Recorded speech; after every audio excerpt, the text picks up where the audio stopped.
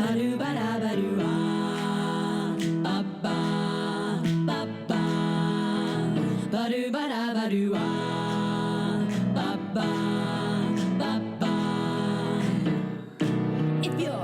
having trouble with your high school hair, Level, he's giving you the Speak. Dog, speak. Bark, bark. Hello, everybody. Welcome to the Bargain Den, episode 3. Man, this is not our first intro. I'm going to be honest. I'm having a real rough time getting the ball rolling on this one, but my name's Brandon, I'm Donna. and this is the Bargain Den. How many times can I say our name in the intro of the podcast? Well, the thing is, when you do a podcast called The Bargain Den, that's The Bargain, D-E-N, Den, The Bargain Den, you can say the intro as many times as you want, and the name, because it's our podcast, and we'll cry if we want to. What was the purpose of the spelling of our name? Just to clarify. Also, of the words that I need assistance spelling, bargain is up there. The word is bargain. Bargain. Oh gosh. B-A...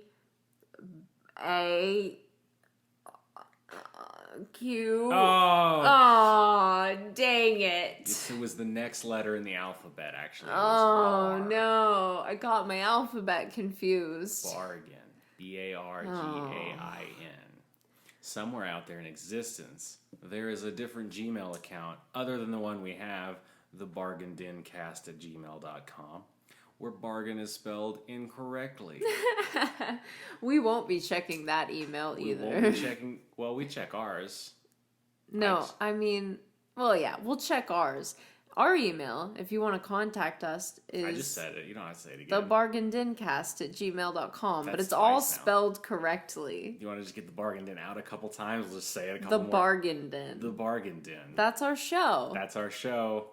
Thanks, everybody, for listening. All right, we'll see you next week. And this week, we'll try and say the Bargain Den a couple more times. Maybe it'll actually activate something this time. It's like you looking in the mirror, like, the Bargain Den.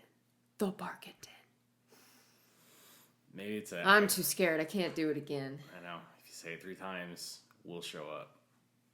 Dun, dun, dun. Dun, dun, dun. Or maybe somebody will be activated. It's like a Russian sleeper spy, and they'll activate after hearing the phrase of the Bargain Den 37 times. We're at 36, Donna. Don't say it again in this podcast. Oh, no. Donna, it's your turn to describe the movie that we watched this evening. Oh, boy. Well, I feel like once I describe this, anyone listening will understand why we're acting so odd. I don't know how to feel, if I'm honest. If I'm honest, I don't think anything makes anything sound that odd, except for saying, this sounds odd. So. Well, I mean, gotta start somewhere. Anywho. It's true. Well, we just got through watching, Pull it up on IMDb. Yeah. I'm gonna say this wrong. I don't see the title. Oh, I'm on Edward Burns. Oh, you want a lifeline, don't you? I know you do. I'm gonna call Brandon. Call Brandon. What is the movie we just watched? Bring, bring, bring, bring, bring. Come on, Brandon, pick up. Bring, bring. I need you. They're waiting. This is my one call. Bring, bring. Oh no. Bring, bring. Hello? Brandon, Oh, I hey. need you. Hey, okay, so... Nah, just kidding. It's my voicemail box. Oh. You'll have to leave a message after the beep. Got me again. Beep. Brandon, I'm on this show, and I don't remember what movie we just watched, but I'm trying to win $1 million. Nah, I just made a beeping noise. That wasn't actually the answer Ah, got me again. machine. I got you again, you fool. Bye. My voicemail box is full anyway. Sorry. Click. Okay. Did he pick up? No. Aw, bummer. That's okay. I know Anyway. Okay, what's... Oh, no. Okay, the movie we just watched is The Fitzgerald Family Christmas. Did I get it? Did I win the $1 million? Yeah, I see it on your screen right now. I mean, Google is phoning friend, right? IMDb? He's phoning a friend. Bring, bring. Bring, bring. Bring, Hello? bring. You have reached the voicemail box of Google. Please leave a message after the tone. Hey, Ghoul, it's cool. I just got you again, sucker. Ha ha ha. This is actually the end of the voicemail. Have a good day. Beep. Not falling for your Voicemail shit. box is full. Yeah. Did they pick up? All right, so we just watched the Fitzgerald Family Christmas. Oh boy, what a trip. I don't even know where to begin. At the beginning. Okay, so at the beginning, here we go. Wait, this is Yeah? a very long, complicated story. I thought about timing you to see if we can make sure. Yeah, well, while you get that ready, I wanted to say this is another grab from our vintage stock grab bag that we just got the whole big bag, and, we're seeing what we get out of that. Do you think you can knock this out in under 20? I bet. All right. I think I can, especially And with IMDb. the timer has started. Okay, so here's the deal. When we pulled this movie out, I thought, okay, so it's going to be one of those, like, Christmas family comedies, like, you. It's not. I mean, we put it on, and it's on the loading screen, and there's the saddest choice of Christmas music. Like, O Come, Emmanuel, and, like, slow, dreary piano, and I'm thinking, oh, that's weird. It sounds like it's going to be sad. And then it was. It just was. So we open on a mother and son, and it's her birthday, her 70th, so a big milestone. And her son has this big day planned for her to celebrate her birthday. He's going to get all the kids there to celebrate, Someone's going to take her out shopping, and someone's going to take her out to lunch, and he's going to make her a good birthday. And he wants to talk to them all about something. Well, as the movie progresses, none of her kids show up for her birthday. It's real sad. And I start feeling real bad for this poor old woman whose kids just completely screwed her on her birthday. Okay, you can't keep flashing the time at me. It's not the time. There's 9 kids. I feel like that's important. Oh. Yeah. She has 9 kids. I lost count. There's so many. There are so many children, and not a one, except for the one that lives with her, saw her on her birthday. It's true. It was very sad. Yeah, they're 3 shy of a cheaper by the dozen situation. Well, and as someone who has a birthday very close to Christmas, which is a huge point of this premise, I really felt the pain of like, oh, well, it's almost Christmas, so celebrate alone. And she has this line where she's like, well, my birthday's 2 days before Christmas, so I'm used to it. It was like 5 minutes in, and I was already like getting teary, like, this poor old woman can't even get any one of her 9 kids to come over for her birthday. Because they're all like, we'll see you on Christmas. And I'm busy. Bye, Mom. And as we pop into each of the kids' lives and why they can't come over for her birthday, we find all these harrowing tales. And about 30 minutes in, I realize I'm engrossed. Like, I'm legitimately invested in everyone's stories. There's all kinds of weird relationship problems and just life drama, and it's relatable, and it's sad, and everyone's got something going on, and oh man, it's gonna be hard. Okay, you don't have to go through every single one of no them. I just Again, just kind of a rundown of the general plot. You also don't have to take 20 minutes. Right, yeah, but basically, I mean, this is gonna be one I'm gonna recommend to watch for sure. And like, I feel like a lot of people haven't seen this movie. I hadn't heard of it before we pulled it out, and it was really good. It was worth the watch. So if you're interested in it, you don't want spoilers, like maybe pause and go watch it, because it was worth the time and seeing it. It was very good. I don't recommend it. Really? No, I don't recommend it. You know why? Why? That's not our job here. I'm just saying, like, no, that's why you're my wife. I respect no your... spoilers. No, totally. I mean, all the spoilers, which is why True. I'm gonna say now if you want to watch it. Like, yeah, but I mean, you're my wife, and I respect your opinion above anybody. But it means absolutely nothing here in the bargain den. all right, well, yeah, we're getting to it. I'm just saying if you want some perspective, because yeah, totally. You should tell people to watch it. I can't pop into all these 9 kids drama. There's a lot of drama. And it's kind of the premise. You should totally tell people to watch it, but it doesn't matter what you have to say here in the Bargain Den, but you should totally let people know to watch it. We should definitely, but that's not what we're doing here at the Bargain Den. But no, definitely spread All the right. word about this All movie, right. Back on but don't track. listen to us Okay. about whether or not you should watch this Continuing. movie. You're timing me right now. I You're know, and taking you've my got time. 15 minutes left. You Well, better stop hurry. interrupting. I'm interrupting you. Okay. So, back on track. Wait. No. All right. So, all these kids have different drama, and most of them, it has to deal with their love life. And, you know, it's very prominent throughout all this. Their dad left them 20 years ago. And this is a stem of a lot of their relational problems, whatever daddy issues they have, and weird life stuff of just, they come from this Irish family that had to have a lot of kids, and there's all this stigma and all sorts of fun stuff. And slowly we find out through the movie that that their dad actually has cancer. And the reason that he really, really, really wants to come over this Christmas, despite the mother saying he would never be allowed back in the house after leaving them, was because, I mean, he's going to die. This is his last Christmas, and he wants to make amends and tell everyone and try to be a decent father and spend a Christmas with his whole family. It's extremely sad, all of it. Multiple sad things happen along all of their storylines, I feel like. And by the end, they all get together, and it's a lot of real connections and moments and forgiveness. And in the end, they all share a happy Christmas together despite everything they've put each other through.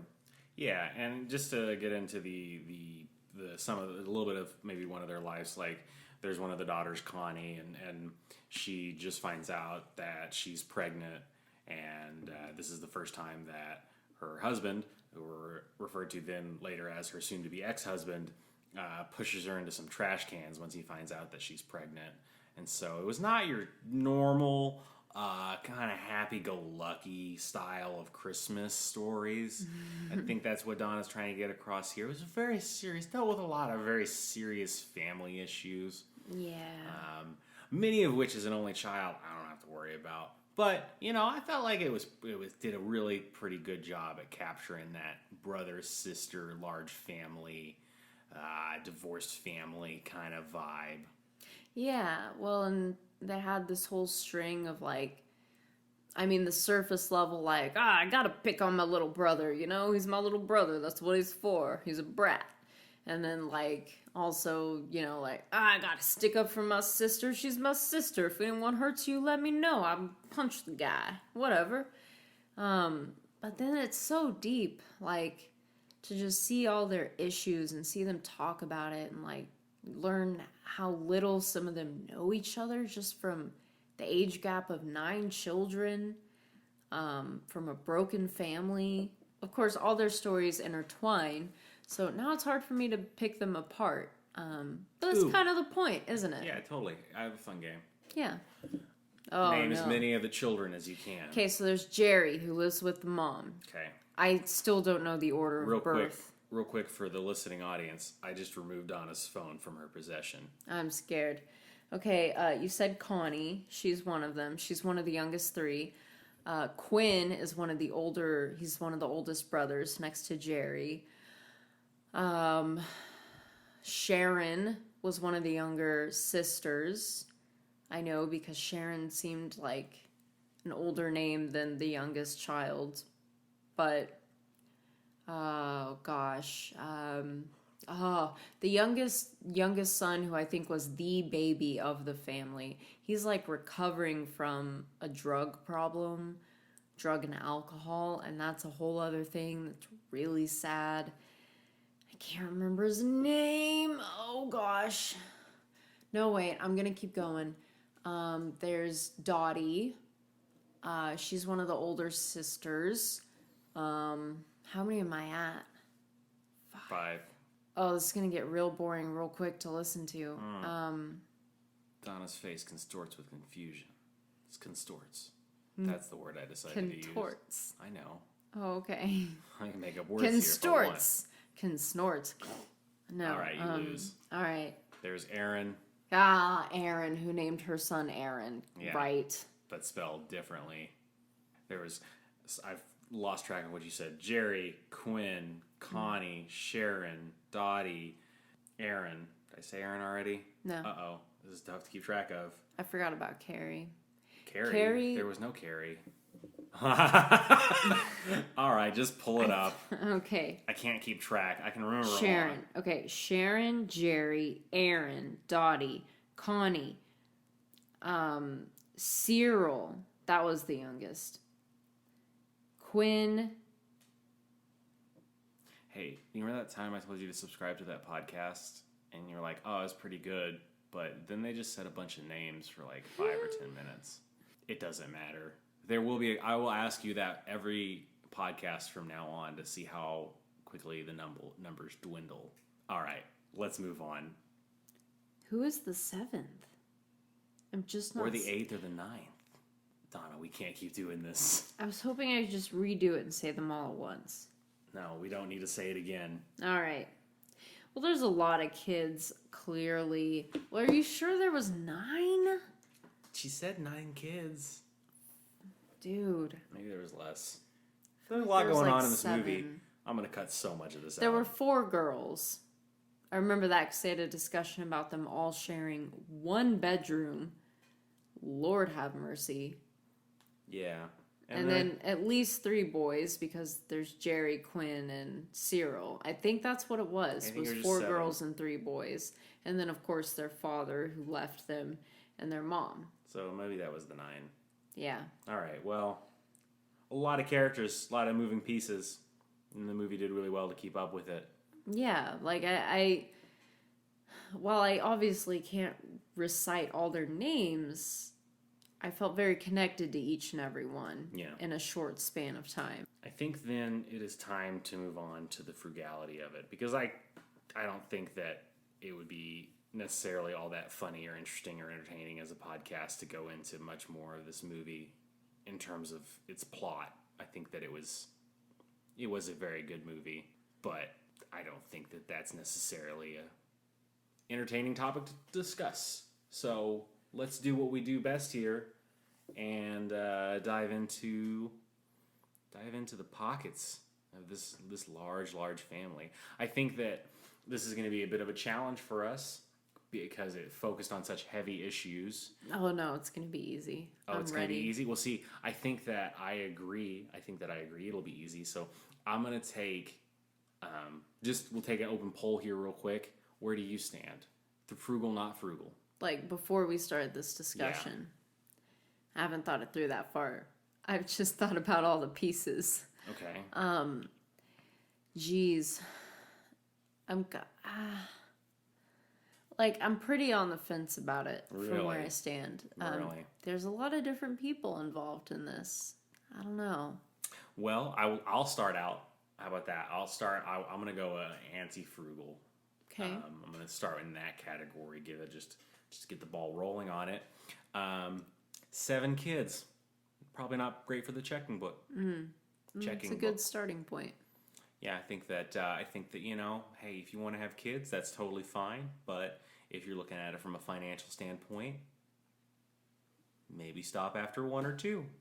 Right. Maybe we don't go the full 7 yards with it there. They lived in New York, and high cost of living. High cost of living there, from what I hear, up in the Big Apple. Not quite as a frugal of a state in terms of property taxes we got down here in Oklahoma, but but I just 7 kids in a New York suburb. My goodness. Yeah, it's a lot. So I think I'll take a point away there in terms of. Well, they talked about it, and at least like 3 of them went to college. That's a lot, man. It's a lot of money, especially for a now single mom raising so many kids. They could have got scholarships though, That's true. They owned a bar or a restaurant. I think that should be noted. Yeah. There was the Fitzgerald pub or something. Pub. I don't remember. Yeah, Fitzgerald Grill, something like that. Yeah. Old Irish style, burgers and pub food and beers and drinks, which throughout the movie didn't seem to be doing well, but must have been doing well enough to support Jerry, who seemed to be the acting owner, and his mother, who did not have any other source of income that I could tell. So, doing well enough. The dad, it's later revealed that part of the reason he left was to chase a lot of money and a dream that involved a lot of money. Yeah, he sold his company for like millions. Yeah. So very frugal, I'd say. He built. Yes. Yeah, I suppose walking out on your 7 kids is probably pretty good in the frugal checkpoint. Yeah. I mean, he built up a company, sold it for a buttload of cash, and then left all of his financial responsibilities behind. Yeah, it was pretty much the plot that built to sell, I think. Yeah. Yeah. It was, hey, so what? You got 7 kids? Just sell your business. It might take a little bit of work, but then you can go remarry and it'll be fine. Until you get cancer, none of them want to see you. Yeah. Yeah. Sad. Yep, that was a sad one. So it's interesting because we could get into the frugality of money versus like emotional currency and whatnot, but I think we're pretty cash based here. Good hard American cash. Yeah, and I feel like overall though this movie did show primarily a sense of frugalness. I think that any of the negatives or the antagonists, I really wanted to say antichrists, and that's not the proper term. It's not quite that extreme. Yeah, it wasn't that quite extreme. It was a Christmas tale, but it wasn't quite that much of a Christmas tale. The super Christmas tales that involve the Antichrist. The like super Christmas. Yeah, did you ever watch those as a kid? The super ones, where the Antichrist would come back and fight Santa. There's a super Santa that fights him. Yeah. Yeah, I totally remember that classic Christmas tale always came on every year. Yeah, Santa's beard would turn yellow and glow, and then he would shoot a Kamehameha up at the Antichrist and save the day. Right. What was I talking about? Oh, yeah, the frugality of it. I think that overall, most of the negatives of the film were focused around, well, I guess actually now that I think about it, most of the negatives of the film were kind of focused around big money. They were focused around, there was the one daughter, I can't remember her name. No one can. The older daughter? No, I'll just tell the part of it. And okay. The one daughter who had the boyfriend whose name was FX or something Xavier. I don't remember. It's like Favier Xavier or something. I don't know. Something like that. Yeah. But anyway, he was born into money, is what they referred to him as, and he took them to a house in the Hamptons, and then he got left there, so he cheated on the sister. So he was kind of the bad guy of it. So in that way, with him and the father, big money was kind of the focus of the bad guys in the movie. It seemed like hardworking, well-rounded individuals were more focused as the protagonists. Yeah. Well, and definitely FX was someone who didn't appreciate money or definitely wasn't frugal with it. I mean, he clearly just flaunted his money and didn't work for it and didn't have any respect for it. They never delved that deep into their dad as far as like his life or anything really. It was just kind of like, our dad sucks because he left us. Now he's got cancer. So that was a good way to downplay the general lesson of the movie. Well, no, I'm just saying, like, you don't learn that much about their dad throughout the whole thing. Well, they didn't know much about him. That's true. That is entirely true. But, I mean, what I find really interesting that I wanted to point out, on kind of a serious note, is each of the kids had a very different financial situation.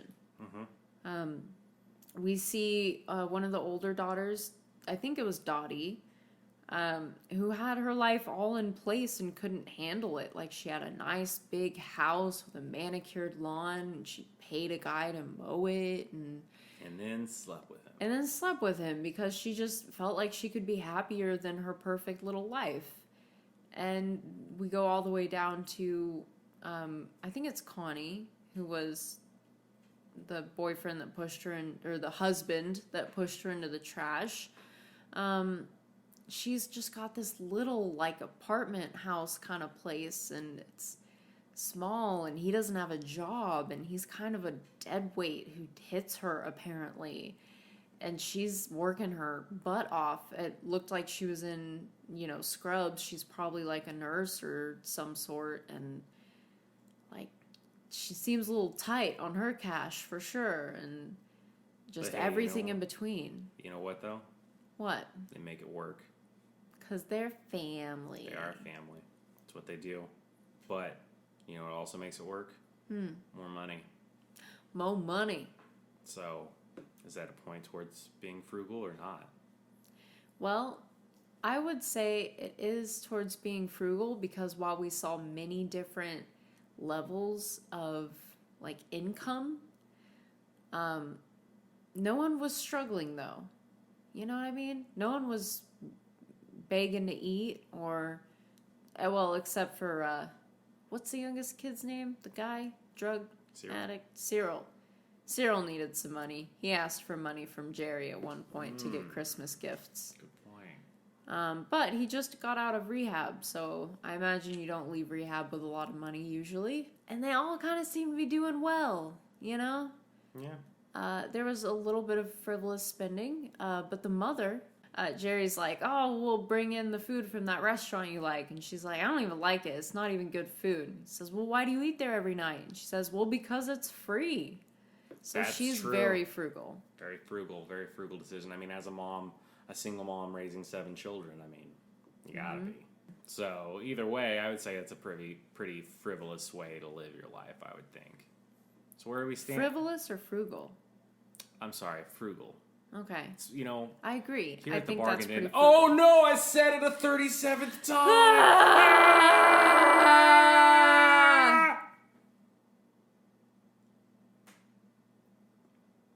Hello, it's your new hosts. Hi, welcome to the bargain den. Okay. Oh no, a 38th time! Ah! Okay, we're back. Cool. Glad that only lasts for one term. I just gotta make sure we don't say, oh, that was close. I almost said it again.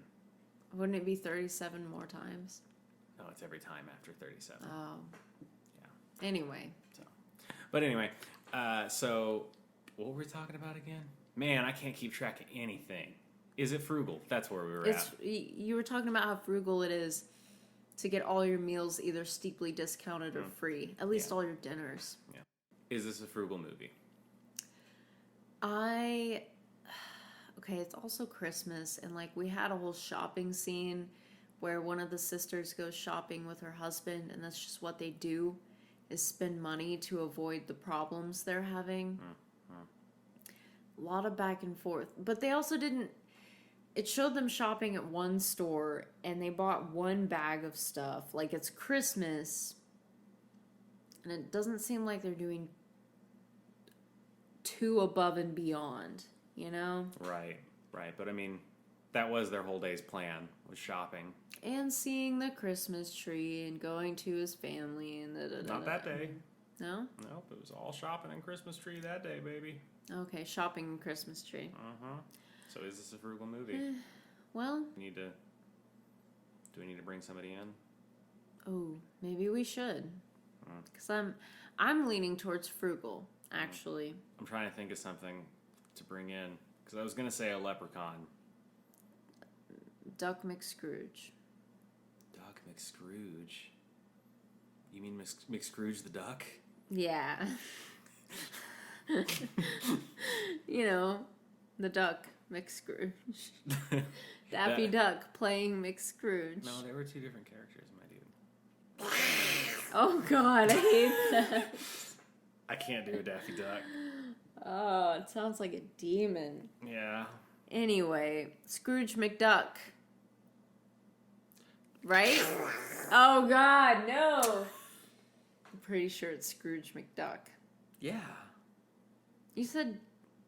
I said Scrooge McDuck. No, you said McScrooge the Duck.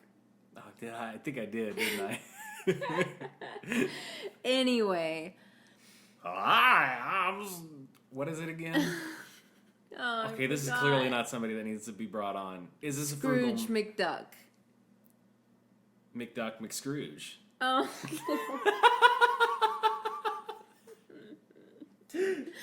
Okay, here's the deal. That was a bad example, but because it's a Christmas movie, that's what I thought of. And he would say, well, at the beginning, he would say it's not frugal enough, and then he would find out that money isn't everything, and he'd say that family's everything, and it's fine. In that sense, does that make it a non-frugal movie? Because in terms of money, money's everything. For money. Is it? For money.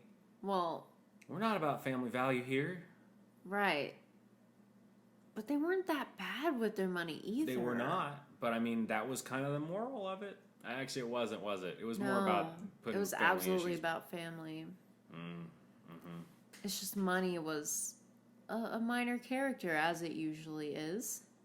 Yeah, I think this one goes in the frugal bin. Frugal? Yeah. Okay, why? Well, I just think that it showed dealing with the holidays. It's kind of difficult to dance around the topic of money, and I think that it did so without, showing a billion presents or showing people not being aware about money. They all seem like they, Jerry lives at home with his mom. I mean, I'm sure that's partly a financial thing. Also, on the sad token of things again about this movie, kind of the main dude it revolves around is Edward Burns. That's the actor's name, who plays Jerry, who also directed the movie. And Jerry's character, his wife died in 9/11. What's going on with this movie? Hold up, though. It was his fiance that he was going to get married the following month in October. Yeah, he was gonna get married in October until she died in 9/11. And I'm not laughing because that's not funny. It's just that it hit so quick and hard. Just he's having a discussion, and then it's boom, facts revealed that are freaking sad. Yeah. And then the woman he's talking to, who's a new love interest, is like, oh yeah, well I lost my dad in the same day. Yeah. And now I have nobody left. Yeah. There was lots of moments in this movie of come on, man. Oh, come on. Oh, come on. It just kind of kept going a little bit further down and down into the pit of sadness that was this movie. Maybe talk about that for a second. What's the financial pros and cons of sadness? Because this movie had an abundance of it. Okay, but what's interesting, a lot of people would take sadness and turn that into frivolous spending. And I did not see that. The guy owns a bar, and he only bought this lady, a drink. I mean, he could have just sat there and drank all night and gotten sloppy, and he didn't. None of them ever do at the bar, which is interesting, because they're a family location. They're all able to drive home, which is a little concerning at times, because they do drink quite a bit, but... Thought maybe one of them wasn't going to make it home for Christmas, that would be something this movie would have done. For real. And, they go shopping, but at the one store, they just get, one or two things in one bag, and then go on to the next place and they don't have any other bags. It's like a weak attempt at using money for solving problems, but they mostly talk about it, which is a very frugal way to deal with problems. Sorry, made me spit my wine everywhere. What? You don't think talking is frugal? No, I just love that where it's I just imagine I imagine somebody saying something like let's go shopping. No, you've got emotional issues. Let's talk it out. I really gotta balance the books, and it's not looking great on my end. So instead of putting your money into those, meaningless materialistic items that you could be buying, let's maybe discuss and see why it is you feel like you need that, or maybe that'll bring you happiness. That's kind of what it felt like a lot of times, though. I guess so. I mean, because for a family with so many issues, they didn't spend that much money. I'm used to, okay, this might sound weird, but I'm used to families with a lot of issues just spending money and not spending any time together. Like, well, let's just avoid the issues and we'll eat out so we don't have to really talk to each other. Instead of being around the table, we'll grab fast food and go do our activities separate from each other that we pay money for. Okay, so we're gonna put this in the frugal pile. I think so. I mean, marginally, like, it was a pretty like so movie, frugal / frivolous wise. Oh, are we doing that? We're on episode 3 here. We have 2 bins. I know, but it's going in we- the frugal bin. I'm just saying this is probably like on the lower end of the frugal bin. No, what does that mean? That would mean that it went deeper in the frugal bin. We have 2 Right. bins here. If we have a movie sitting on top, balancing in between the two like a seesaw. No, it's going in the frugal bin. It's just balanced there for a second and then tipped over into frugal. Because the thing is, I think that when we put something in the frugal bin, we're saying in a way like, hey, do you want to learn how to be a frugal person? Watch from pile A. Well, okay, because they still did buy a lot of Christmas presents, but they didn't like go outrageous above and beyond like you see some people do. And like when Jerry gives Cyril, thank you. I may have been saying a different C name every No, time. I think you're right. When Jerry gives Cyril money to buy Christmas presents, he gives him a couple of bills. I don't know what they are. We don't know what they are. And says that should be enough. Don't worry about everyone else, though. Just get Mom something really nice. It's true. I think we've made more points to the frugal end of things. So. Okay. It's frugal. So- We'll go with that. It's frugal with a healthy respect of money where they're not McScrooging it. Scrooge McDucking it. Yeah. Duck McScrooging it. So, frugal bin? Quack McTatterson. Oh my gosh, maybe that could be our mascot. Quack McTatterson. Is that a thing? No. It could be now. Well, okay. Quack McTatterson. He's a Goat. oh.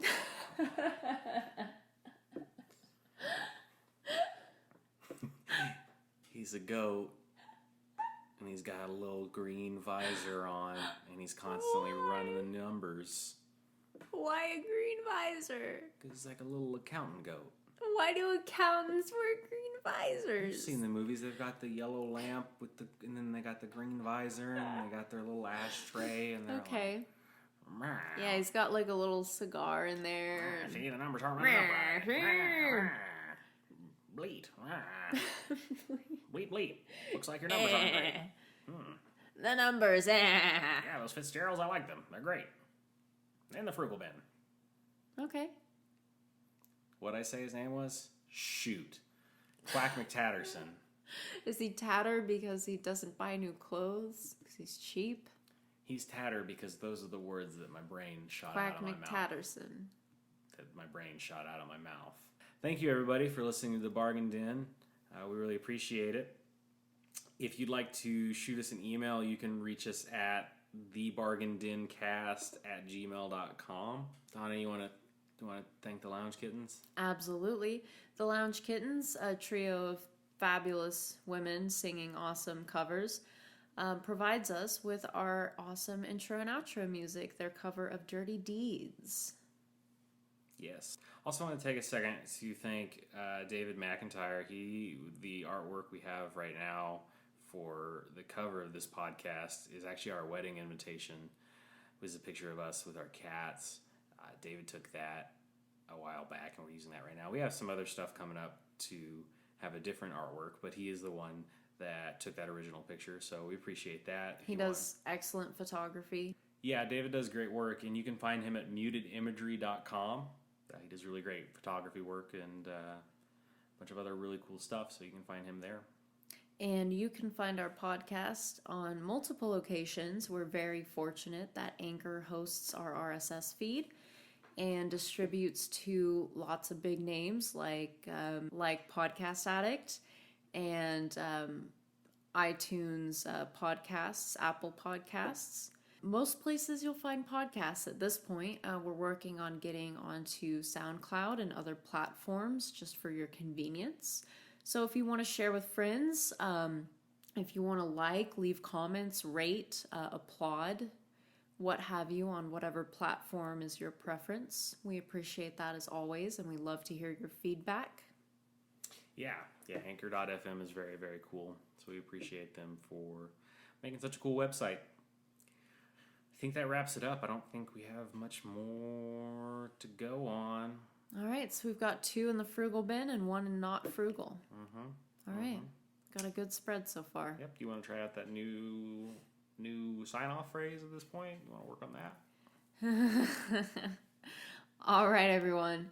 Thanks for tuning in. We'll see you next week. In the meantime, stay frugal. Yeah, I figured something like that. Do you want to try something else? What do you got? Let's hear it. Let me try something new. I'll give it a shot. This has been the Bargain Den. Oh no, I said it for the other interval that can't be said. Hey, how's it going? Stay frugal out there. Stay frugal. I don't remember what voice I did earlier. I don't know. I think it was close. I think it was pretty close. Stay frugal. Dirty deeds and the done dirt cheap.